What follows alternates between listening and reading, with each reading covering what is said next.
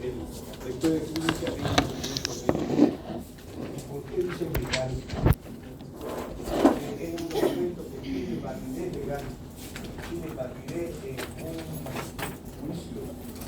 El juez va a valerse de lo que dice la historia clínica para decir que el médico es culpable o no es culpable. En primera instancia, el documento médico es privado, pero como es legal, hay una relación tácita entre el paciente y el médico. El médico no puede decir nada de la historia clínica del paciente, hay una reserva de no decir nada sobre la historia clínica, pero cuando esa historia clínica se ve por cualquier motivo renegada por el paciente o por algún familiar que dice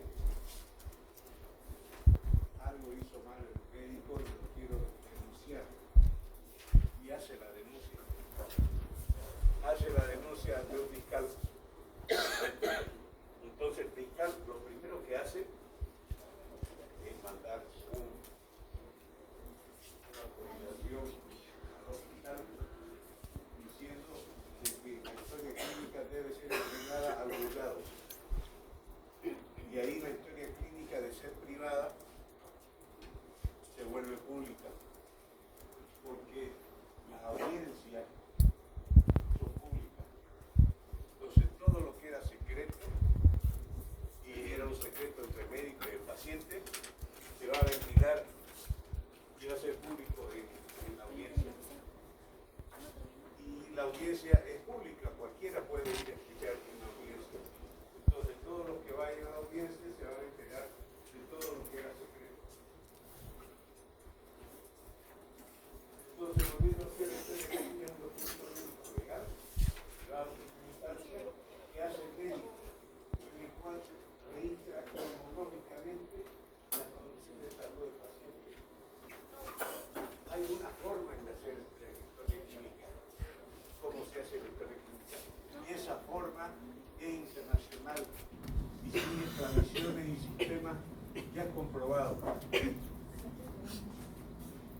Y a veces se pone el método que hizo el médico en juicio, se pone en contraposición contra lo que es lo normal de hacer, porque se le ocurrió poner alguna cosita nueva y ahí ya el juicio ya va a ser mal para él. La historia clínica tiene que ir a un diagnóstico. Cuando conseguimos el diagnóstico, recién podemos hacer un pronóstico. Y cuando tenemos un diagnóstico y un pronóstico, recién vamos a tener fundamento para hacer un tratamiento. No se puede tratar a un paciente si no se sabe qué tiene. Si no tiene, voy a dar. Puedo dar un buenos días, buenas tardes, pero qué remedio le puedo dar si no sé qué es lo que tiene. En esos casos, cuando no sé qué es lo que tiene, se hace lo que se llama tratamiento clínico y se trata el síntoma. Un paciente que tiene tos, entonces le doy un antitusivo, pero todavía no sé qué tiene. Puede ser que tenga COVID, puede ser que tenga influenza, puede ser que tenga una gripe. Pero mientras no sepa, solamente le doy paliativo.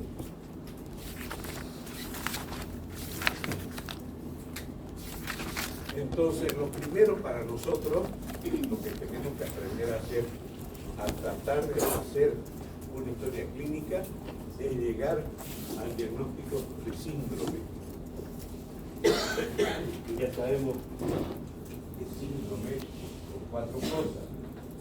Síndrome es un conjunto de signos y síntomas relacionados entre sí que aparecen en un determinado momento, tienen muchas causas posibles. Entonces, ya vimos que el diagnóstico sintomático puede ser sencillo, como yo estoy con tos, dolor de cabeza, temperatura, síndrome bronquial. No le puedo poner nombre a la enfermedad porque no sé qué bicho es el que tengo. Y entonces es fácil en este caso hacer un diagnóstico sintomático. Otras veces es un poquito más difícil. Paciente que se queja de que tiene mucha sed, que orina mucho, que tiene mucho apetito todo el tiempo, tiene hambre. Eso es fácil también, ¿no? ¿Por qué? Porque es muy conocido las 3 poliuria, poliuria, polifagia, poliuria, diabetes mellitus. Pero un paciente que dice que se le hincha las piernas, por las noches se le hincha las piernas, en la mañana no, en la mañana estoy bien, que se cansa cuando suda la y le falta el aire. ¿Qué podrá hacer? Eso es una insuficiencia cardíaca. Entonces, a veces es necesario saber la fisiopatología para poder determinar qué tipo de síntomas. Hay síndromes que son fáciles, hay otros síndromes que hay que tener un poquito más de conocimiento. Pero una vez que hacemos el diagnóstico de síndrome, ahí podemos ver qué síndrome conocen y de dónde viene cada uno. Por ejemplo, un edema de pie. ¿De un pie o es de 2 pies? Porque hay edemas que son de un solo pie y edemas que son de los 2 pies. Entonces ahí ya tenemos para hacer diagnóstico diferencial. ¿Cuál es el edema de un solo pie? El edema que produce en las ranchas, los edemas venosos, los edemas que producen un golpe por un proceso inflamatorio, por el golpe. Y el edema de los 2 pies son cuando es un edema generalizado, como es el edema cardíaco, como es el edema hepático, como es el edema renal.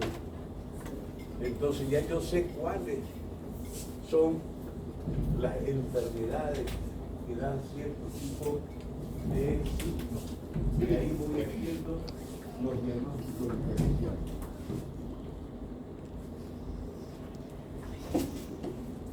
Entonces, volviendo a la definición, la historia clínica es un documento médico legal.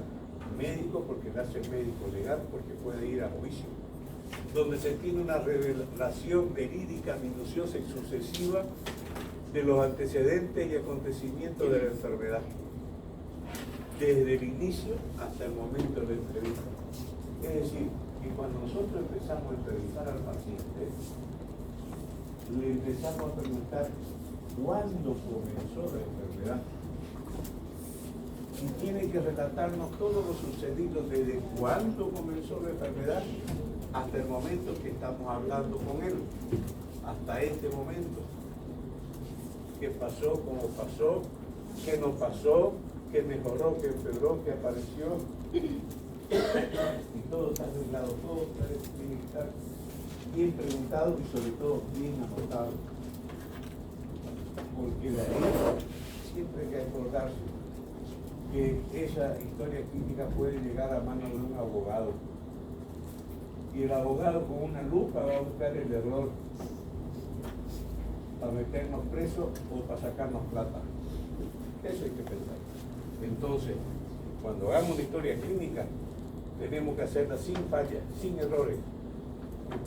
Que por más grande sea la lupa del abogado, no encuentre ninguna falla.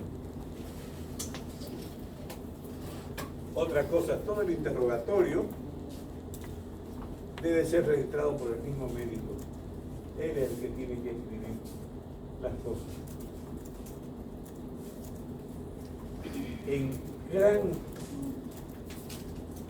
Una visión bien grande de la historia clínica consta de 2 partes.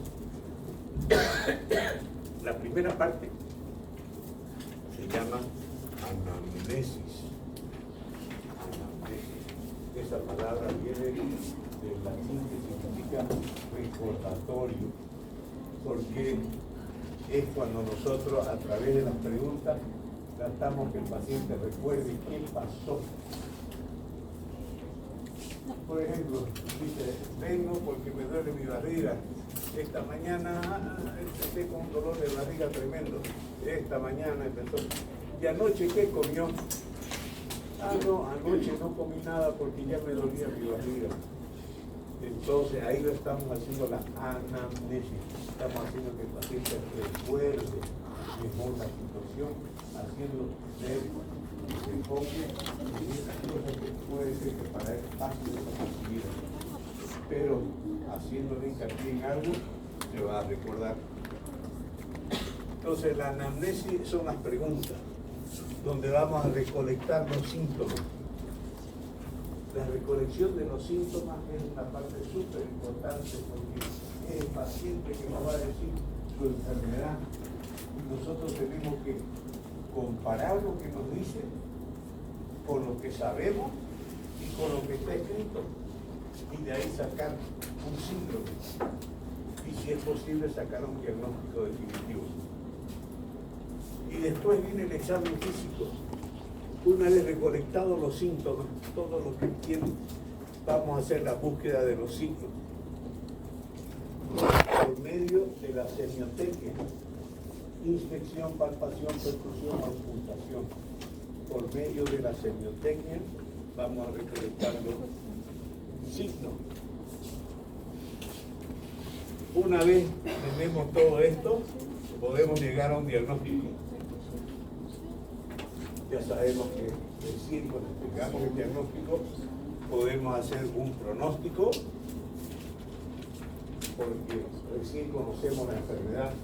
Entonces hacemos un pronóstico basándonos en el paciente, en lo que yo sé de la enfermedad y cómo otros pacientes de su misma categoría, edad, han terminado su enfermedad. Eso es pronóstico, la predicción que hace el médico sobre la evolución de la enfermedad del paciente. Y eso lo hago basándome en el tratamiento que le voy a poner. Creo que les he comentado que la causa de muerte más frecuente en las personas mayores de tercera edad son la neumonía. Y las neumonías en los niños y los jóvenes casi nunca los matan, pero los viejitos sí. Entonces, ¿cuál es la diferencia? Es el mismo bicho, todo es igual. La diferencia es la edad.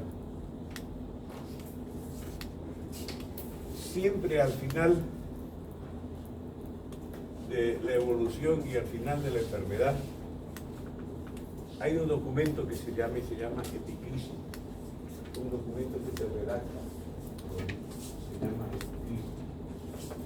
¿Qué es la epicrisis? Es un resumen de alta. Es cuando el paciente se va a ir de alta, se va a ir del hospital. Y el paciente puede irse del hospital vivo, sano, vivo, enfermo, vivo en recuperación o muerto. También es dar de alta o muerto. Se murió, entonces lo sacamos del hospital. Pero en los hospitales que se prestan tienen un comité de óbito que se llama. ¿Saben lo que es óbito, no? Hay un comité de óbito que va a analizar la historia clínica, por qué el paciente se murió. ¿Debió haberse muerto o no? ¿Pudo haberse hecho algo para salvarle la vida o no? Todo eso es por misión de aprender, no de juzgar, no de buscar culpables, sino que la próxima vez que estemos en una situación similar, saber qué hacer sobre la base de ese supuesto fracaso que tuvimos. Y una palabra que hay que usar mucho es sistematizar. Sistematizar, es decir, hacer las cosas siempre con un sistema que nos permita no dejar pasar por alto algo importante. Si vamos a contar del 1 al 10, hagámoslo 1, 2, 3, 4, 5, hasta el 10. Y no contemos 1, 3, 5, 4, 2, 10. ¿Nos olvidamos de algún número? Ese número era importante. Así se resultaría cuando no sistematizamos el interrogatorio o el examen físico. Podemos olvidarnos de algo que después resulta muy importante. De ahí la necesidad de sistematizar, hacer algo con un sistema. Parte de la historia clínica, anamnesia o interrogatorio, examen físico. En la práctica, la historia clínica no se limita a la narración y al examen físico. Cuando hablamos de la historia clínica, ustedes vayan al hospital y vean la historia clínica, es un legado clínico en realidad. Así se debería llamar, un legado. Porque ahí hay una sección donde hay documentos recolectados de los distintos procedimientos. Ahí está insertada la radiografía, el electro, los análisis de laboratorio, todo eso. Y además hay una serie de documentos que ahora se piden, que antes no se pedían. Ahora no operan a nadie si no hay consentimiento informado. ¿Qué es el consentimiento informado? Es un formulario donde dice: yo, fulanito, he sido debidamente explicado el procedimiento que se me va a realizar. El doctor fulanito lo va a hacer, me va a hacer esto, me explicó todo lo bueno, todo lo malo, y estoy conforme. Y por consiguiente firmo. Consentimiento informado. Entonces, que pasa algo, que siempre puede pasar, tenemos por lo menos eso. El paciente sabía que su operación era grave, que era muy delicada y que podría él perder la vida. Ya lo sabía, se lo habló y él prefirió tomar el riesgo a no hacerlo.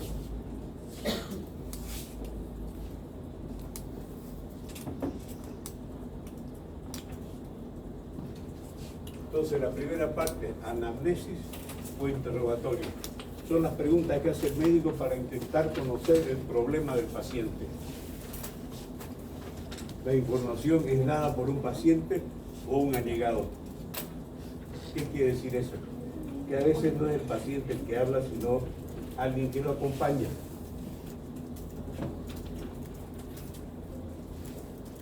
Paciente, nosotros empezamos a hacer la historia clínica mentalmente desde que vemos al paciente entrar por la puerta. Entra solo, entra acompañado, entra con ayuda, se desplaza por sus propios medios, alguien lo sostiene. Ya estamos haciendo nosotros semiología cuando estamos viendo eso. Ya estamos haciendo semiología. Después, cuando le hablamos, buenas tardes, nos contesta bien, buenas tardes, o tarda en contestar, vacila, escuchamos su voz y estamos sacando conclusiones.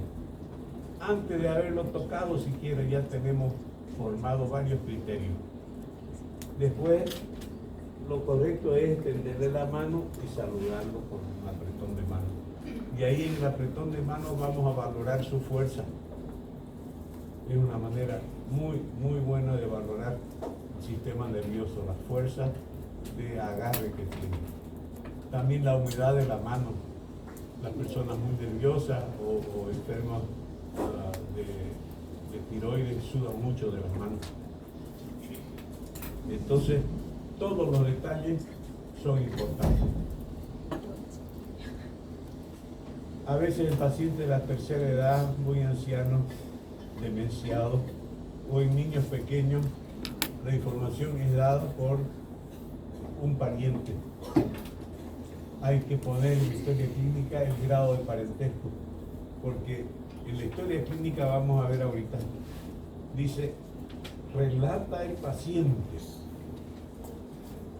y ponemos ahí que relata el paciente, pero si no es el paciente el que relata, relata la mamá del paciente, relata la nieta del paciente cuando se trata de un abuelito.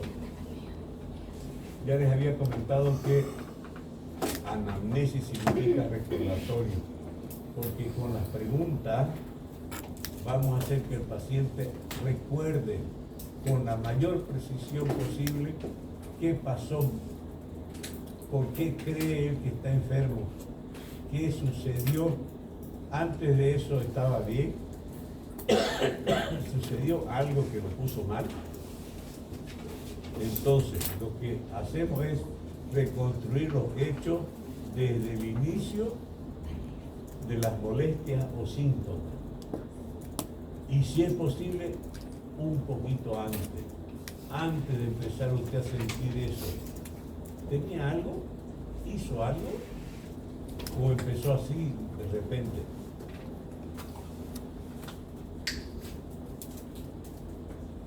Cuando hemos terminado la charla, cuando hemos agotado las preguntas, cuando hemos agotado el tema, ahí recién vamos a plantearnos hipótesis diagnósticas. Ya podemos más o menos saber de qué se trata. Si no podemos nosotros plantear una hipótesis diagnóstica, después se nos va a hacer muy complicado, se nos va a hacer muy difícil. Y con la hipótesis diagnóstica podemos, si es necesario, solicitar un examen complementario. Por ejemplo, que un paciente nos diga eso de las poliuria, polidipsia, polifagia. Entonces yo pienso, este señor es diabético. Puedo ahí mismo, porque ahorita se puede. Antes había que esperar un montón para hacer un análisis de glicemia, pero ahorita saco un aparatito después de su dedito, le pincho el dedito y le mido el azúcar. No es un azúcar en ayuna, es un azúcar hecho en cualquier momento, pero en cualquier momento el azúcar debe estar por debajo de 100, a no ser que haya comido algo. Si ha comido algo, debe estar por debajo de 160. Si acaba de tomar desayuno, si acaba de almorzar, tiene que estar debajo de 180. Pero si está por encima de 200, 300, ya puedo yo decir que muy posiblemente que tenga diabetes. Entonces ahí pido un azúcar en ayuna, una glicemia en ayuna y una hemoglobina glicosilada. ¿Conocen la hemoglobina glicosilada? La hemoglobina glicosilada es la hemoglobina de los glóbulos rojos. Los glóbulos rojos viven 3 meses, 120 días. Entonces, el azúcar cuando está muy alta, más de 180, más de 200, se prende.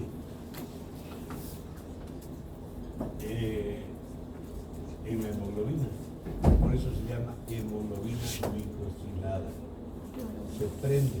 Entonces hay un método para agarrar y ver cuánto se prendió en los glóbulos rojos. Y lo normal es que sea hasta 5.7.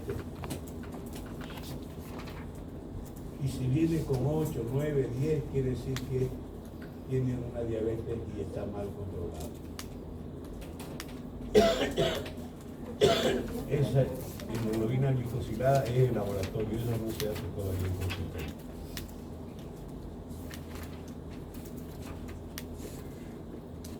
Terminada la historia clínica, la parte de anamnesis o recordatorio, que son una serie de preguntas, pasamos a la segunda parte del examen de la historia clínica, que se llama examen físico. El examen físico es la segunda parte. Aquí en realidad falta algo que dice lo que no está ahí, de que el examen físico en realidad consta de dos partes. El examen físico consta de dos partes. Uno que se llama examen físico general y otro que se llama examen físico secundario. En el examen físico general, lo único que hacemos es observar al paciente ya en situación de semidesnudez. Ya lo miramos con criterio médico. Le hemos pedido sáquese la camisa y observamos su cuerpo, observamos su piel. Simplemente observamos. Ahí también vemos su fascia. ¿Se acuerdan que era fascia? La cara. Su actitud, cómo se sienta, cómo se acuesta, cómo se para. Eso es actitud. O si está en decúbito. Decúbito quiere decir estar echado. En decúbito, todos los pacientes que ustedes vean en el hospital van a estar o en decúbito o en posición sedente, es decir, sentados. O van a estar echados o van a estar sentados. Pero hay pacientes que están tan enfermos que no se pueden sentar. Entonces, y otro puede ser que esté parado. El que está parado va a estar en mejor condición de salud de aquel que está sentado o de aquel que está acostado. El que está acostado se llama decúbito. Decúbito significa yacer sobre una superficie horizontal, estar echado. Posición sedente significa estar sentado. Y bipedestación significa estar de pie.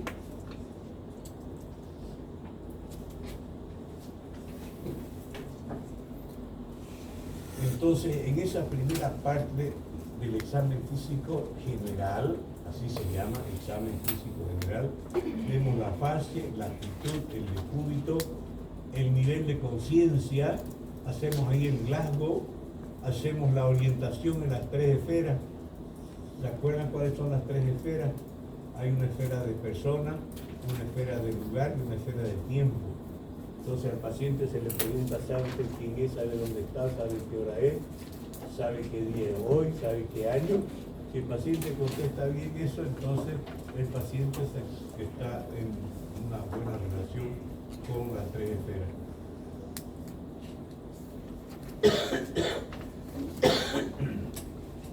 Aquí también se ve la hidratación, la turgencia, ya se toca la piel y se ve cómo está la piel del paciente, se lo observa si está muy delgado o está gordo. Las personas que tienen delgadez generalmente es porque tienen una enfermedad crónica que vienen padeciendo hace tiempo. Las personas que están gorditas, están robustas, quiere decir que es una enfermedad relativamente reciente porque no ha llegado a que haga que pierda peso. Todo eso nos vamos fijando. Terminado. Aquí también se hace los signos vitales. ¿Se remembran cuáles son los signos vitales? Sí.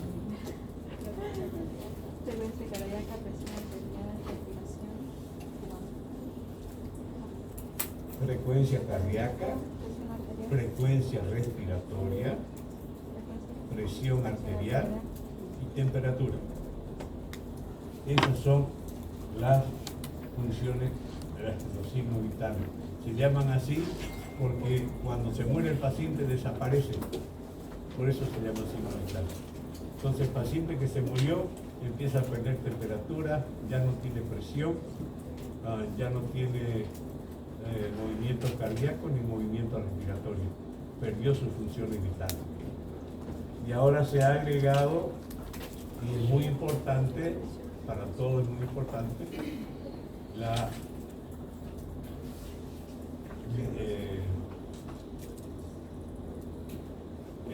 oximetría de pulso. La oximetría de pulso ahora se considera como el quinto signo vital.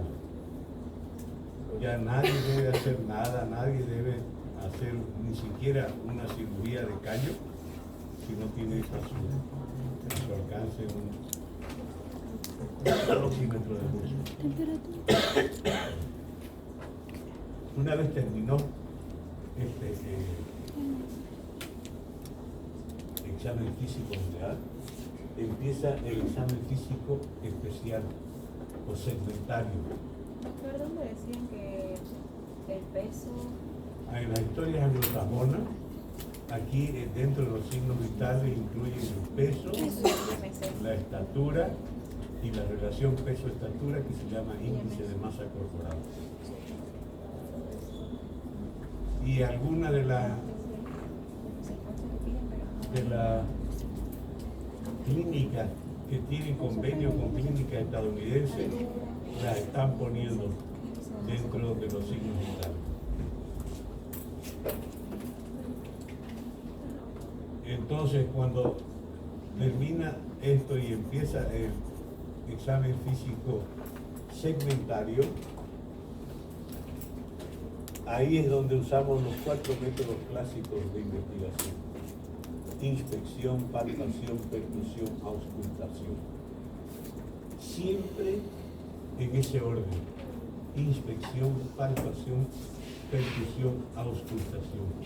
Siempre en ese orden. Inspección significa mirar con ojo clínico, mirar con el cerebro puesto en medicina,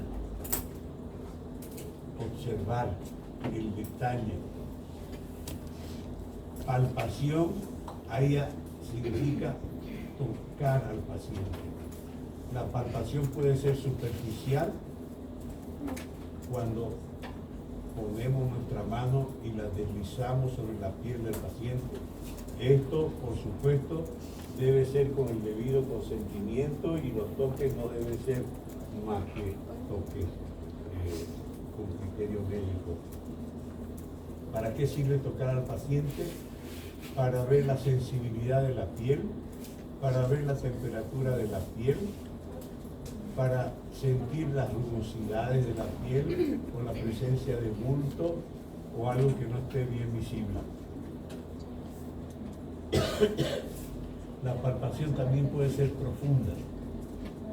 Entonces ahí generalmente en abdomen, a veces hasta con 2 manos, apoyamos una sobre la otra, empujamos para poder penetrar lo más profundo posible, para poder palpar, por decir, un riñón que está bien atrás, pegado bien en la parte posterior de la caja torácica. Para palpar un vaso, para palpar tumores, se hace la palpación. La percusión. La percusión sirve para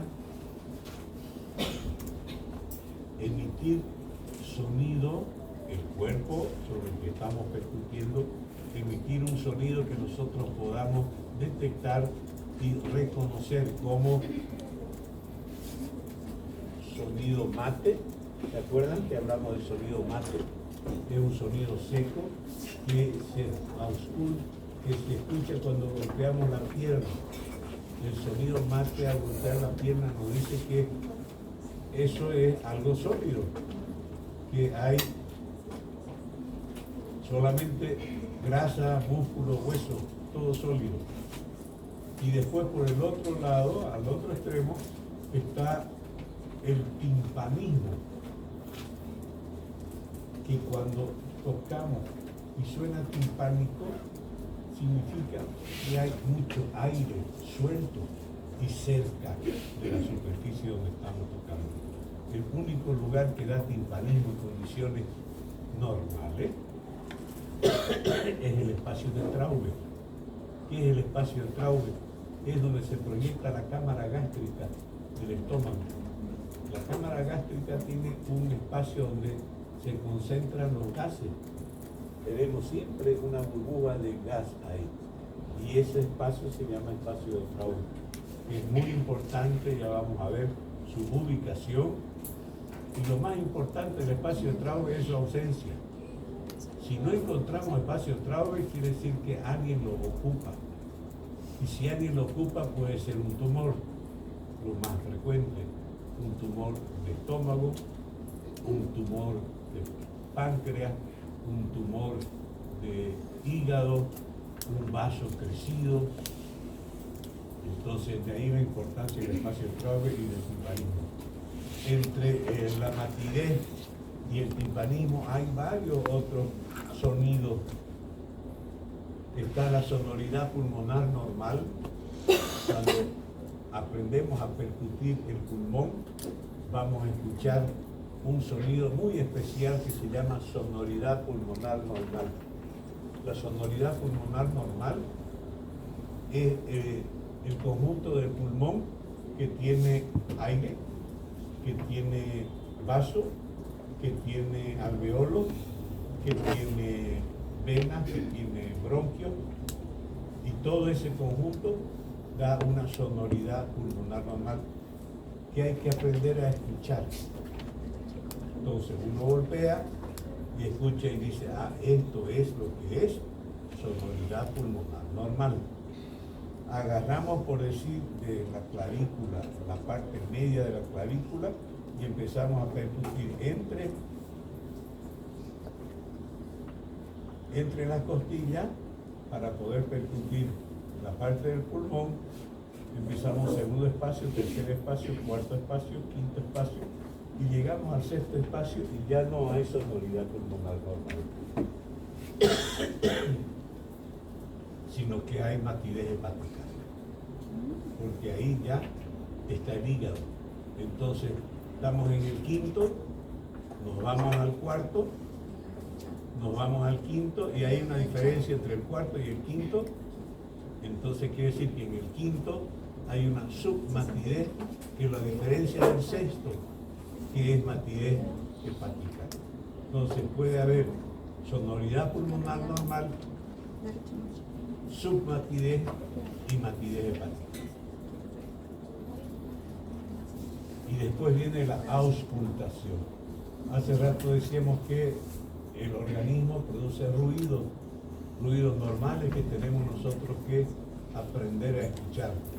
Uno de los ruidos normales más importantes, por supuesto, son los ruidos que hace el corazón, que se llama primer ruido, segundo ruido. También hay otros dos ruidos más, segundo ruido, tercer ruido, que pueden ser normales, sobre todo el tercer ruido.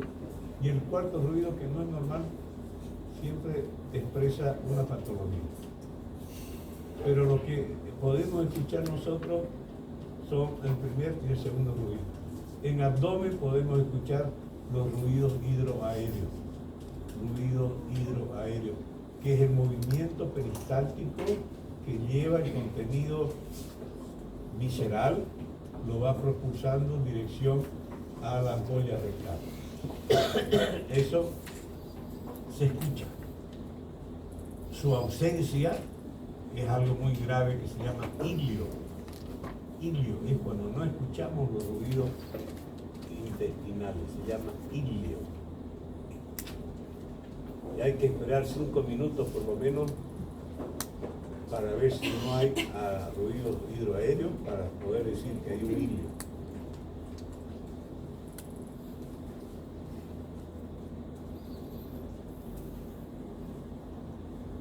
Por ejemplo, hay una peritonitis, una apendicitis que se perforó, un divertículo que se perforó, una úlcera que se perforó, y eso hace que se paralice el intestino. Es la única forma de manifestarse el intestino, de decir estoy enfermo, es paralizándose. Entonces se paraliza y quiere decir hay algo muy serio. Se paralizó el intestino. Sucede muy frecuentemente en la cirugía abdominal. Bajo anestesia se corta la tripa, se manosea los intestinos, se busca divertículo de Meckel y después se costura el apéndice ya afuera, se costura, y eso es mucho trauma para la víscera. Entonces, como respuesta, se paraliza. Por eso es que después de una cirugía de apéndice o de abdomen, no le dan nada de comer. Y eso se llama NPO, que viene del latín non per os, nada por vía oral. Las enfermeras dicen, están en NPO, aquí las enfermeras dicen así, está en NPO, nada por vía oral. Y la enfermera cada rato tiene que ir a preguntar si ya movió el vientre. Entonces ya movió, ya hizo pipí, hizo popó, ya se largó gases. ¿Qué quiere decir? Cuando empiezas a largar gases, quiere decir que ya te está recuperando el intestino. Entonces de NPO, de nada por vía oral, ya el médico, cuando sabe que está emitiendo gases, entonces ahí hace una dieta semilíquida y empieza a darle gelatina. Y si ya empieza a largar gases naturalmente, empieza a darle té con galleta. Y después ya, cuando se va de alta, ya de a poquito van reintroduciéndose los alimentos. De ahí la importancia de aprender a escuchar los ruidos hidroaéreos. Esto es de la Argente Álvarez. Así viene la estructura básica de la historia clínica. Anamnesis, fíjense, voy a saltarme de 1 al 2. Anamnesis, examen físico, resumen semiológico, que nosotros no vamos a hacer eso por ahora. Después, consideraciones diagnósticas, pensar qué puede ser. Y para un paciente internado, evolución diaria. Todos los días el médico tiene que ir 2 veces al día, en la mañana, en la tarde, bien de nochecita, para hacer una evolución y escribir en la historia clínica evolución diaria. Evolución diaria, paciente se encuentra en el cúbito lateral derecho, indoloro, dice tener hambre, se siente bien, se siente mejor. Todos los días. Hablar de los síntomas y de los signos que había. Y después, cuando ya decide que se vaya, ahí ya viene la epicrisis. La epicrisis es un resumen de alta. Resumen de alta que el paciente se está yendo y en qué condiciones se va curado, se va todavía convaleciente a terminar de curarse en su casa, o a veces se va porque quiere irse. Alta solicitada. Quiero irme porque aquí me tratan mal, aquí no me cuidan, no me gusta el médico, no me gustan las enfermeras, no me gusta todo lo que sea. Alta solicitada. Entonces es un proceso diferente, pero igual tiene que hacer una epicrisis y decir que se va como alta solicitada y las consideraciones que él le dice al paciente: si usted se va, usted puede tener esto, y que firme un consentimiento informado.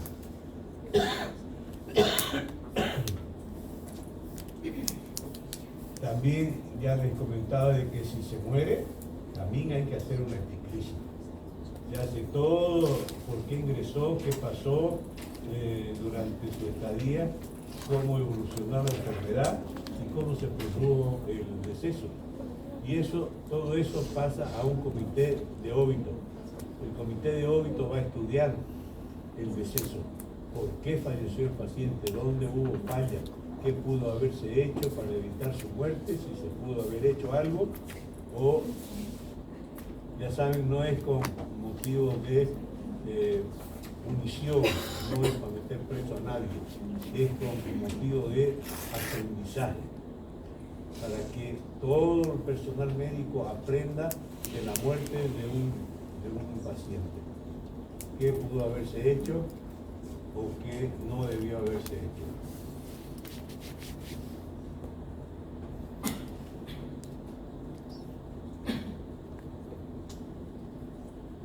Esto es importante que he puesto ahí.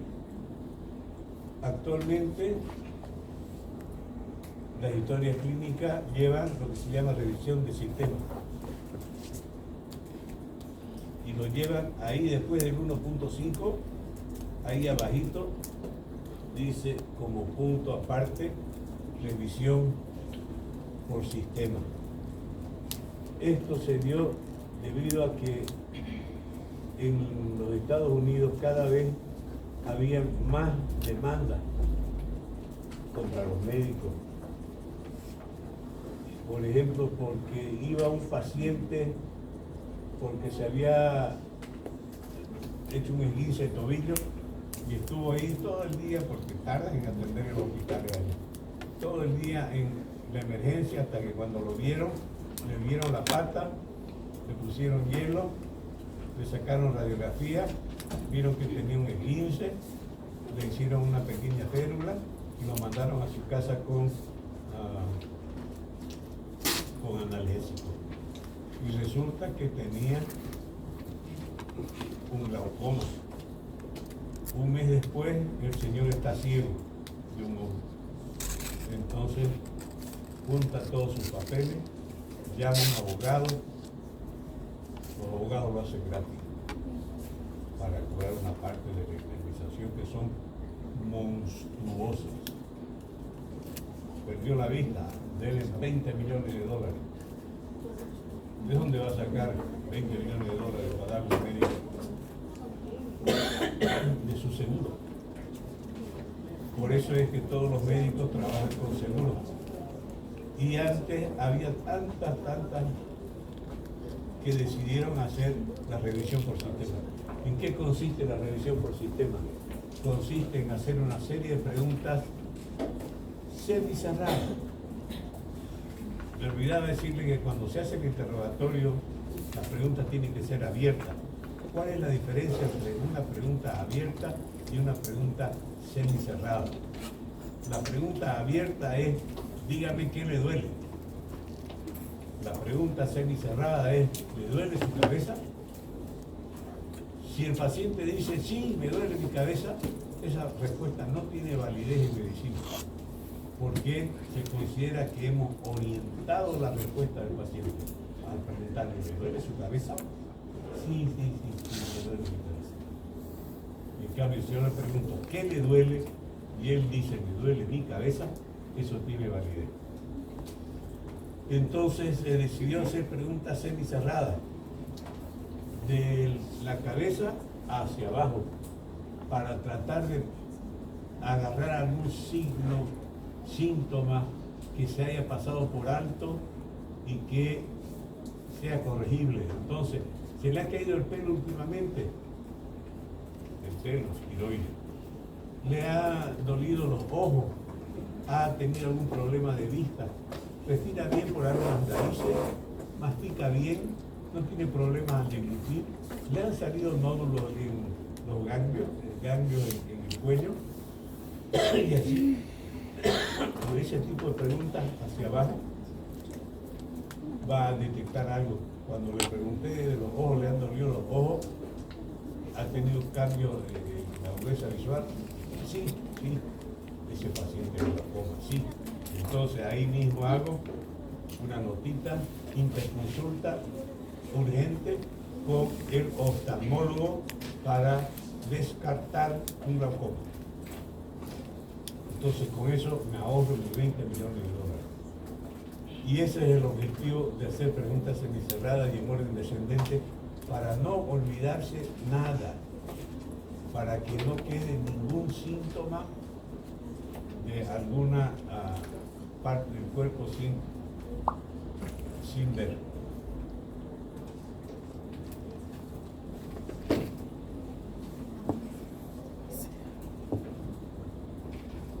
Anamnesis. La anamnesis es larga, es bien larga.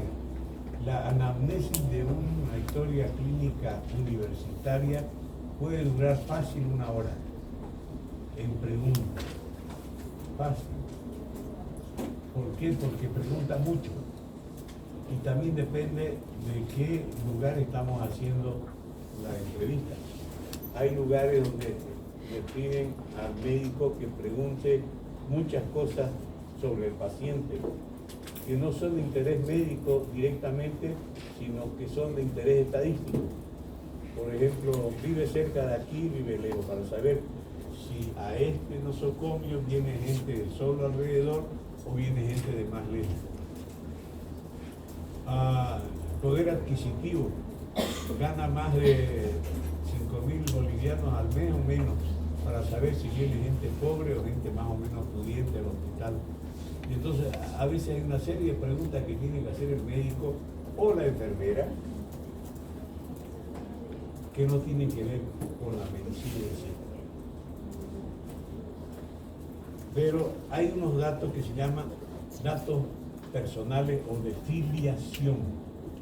Filiación.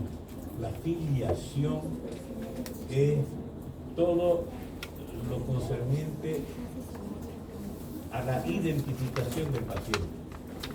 Debe incluir nombre, apellido, edad, sexo, estado civil, nacionalidad, ocupación, domicilio, con quién vive, su seguro social, otros requisitos de la administración. Para nosotros como médicos son 4 cosas que siempre tenemos que saber: su nombre, su edad, su sexo y a qué se dedica, porque tiene relación directa con la enfermedad. Nombre, tenemos que saber de quién estamos hablando. Edad, por si tiene un hijo con el mismo nombre, puede confundirnos de que Felipe López de 75 años con Felipe López de 40. Entonces ahí algo nos recuerda. Ah, no, es que yo llevo el nombre de mi papá. Y nos ahorramos un tremendo disgusto.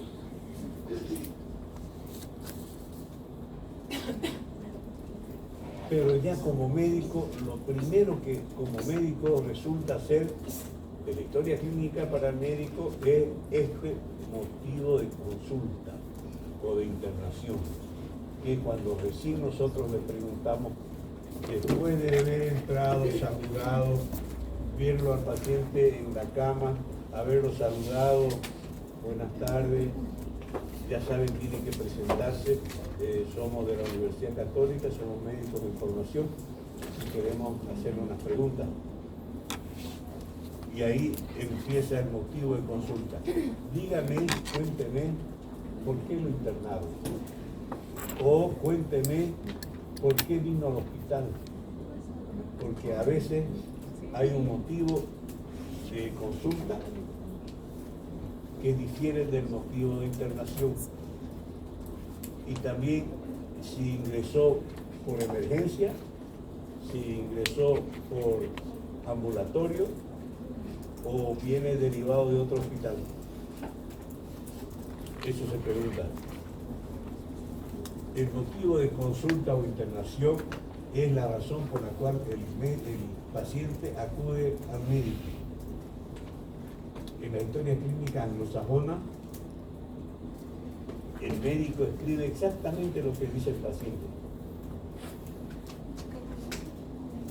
En nuestra historia clínica nosotros tenemos que comprender lo que quiere decir el paciente, ponerlo en terminología médica y escribirlo con términos médicos. Bueno, como le decía, no, estoy en banderita, vengo porque no ando calzón. No, entonces no podemos poner eso porque nadie pues va a entender. Si nosotros no entendemos, que el paciente nos aclare qué significa lo que está diciendo. En el motivo de consulta, cuando nosotros le pedimos al paciente, a ver, cuénteme qué le está pasando, el paciente empieza a hablar y nosotros a escuchar. Es muy importante aprender a escuchar sin interrupción lo que dice el paciente. Solamente vamos a interrumpir si él cambia de tema o se queda callado o empieza a divagar. Ahí le pedimos otra vez que nos explique lo que estaba hablando antes. Cuénteme qué le está pasando, cuénteme por qué lo internaron, cuénteme a qué vino al hospital. De todo lo que él habla, nosotros en nuestra mente tenemos que ir elaborando un síndrome. Estamos escuchando los síntomas, pero ya podemos presuponer, si dice tos, ya sabemos, tos es aparato respiratorio, pero resulta que tos también da el corazón. El corazón también produce tos. También tos produce la gastritis, también produce tos. También tos produce las alergias, producen tos. Entonces, cuando dice tos, ya yo tengo la antenita parada. Puede ser aparato respiratorio, pero necesito más información. Y tengo que, en mi cabecita, conseguir anotar máximo 3 síntomas: tos, expectoración y fiebre. Y la evolutividad. ¿Qué significa evolutividad? El tiempo transcurrido desde el inicio de los síntomas hasta el momento que está hablando conmigo. Por ejemplo, cuénteme qué le está pasando. Bueno, mire, vengo porque resulta que la otra noche era el cumpleaños de mi cuñado y fuimos y era un churrasco en su casa y ahí yo tomé y parece que me pasé de copa y estos desgraciados me dejaron durmiendo en una silla y volcó sur. Y desperté como a las 4 de la mañana con frío y empecé a toser y no he mejorado y por eso es que vengo ahora. Me dio neumonía. Entonces, ¿qué es lo que pongo?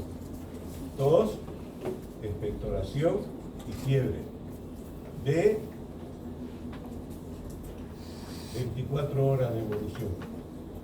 Pueden venir otra persona también con tos, expectoración y fiebre de 6 meses de evolución. Hace 6 meses vengo tosiendo. ¿Por qué no ha venido antes? Porque no he podido. Porque vivo lejos, trabajo, vivo en el campo. ¿Y por qué has venido ahora? Después de 6 meses. Es que esta mañana tosí con sangre y ya me asusté. Entonces, ya casi está hecho el diagnóstico. En el uno es la neumonía, en el otro es tuberculosis. Entonces, yo con eso en la cabeza empiezo a buscar de dónde agarrarme para poder llegar a esos diagnósticos.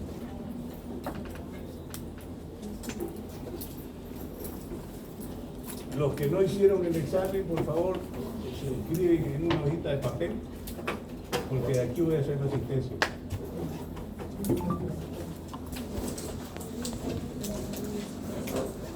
Ya saben, la próxima clase, historia clínica.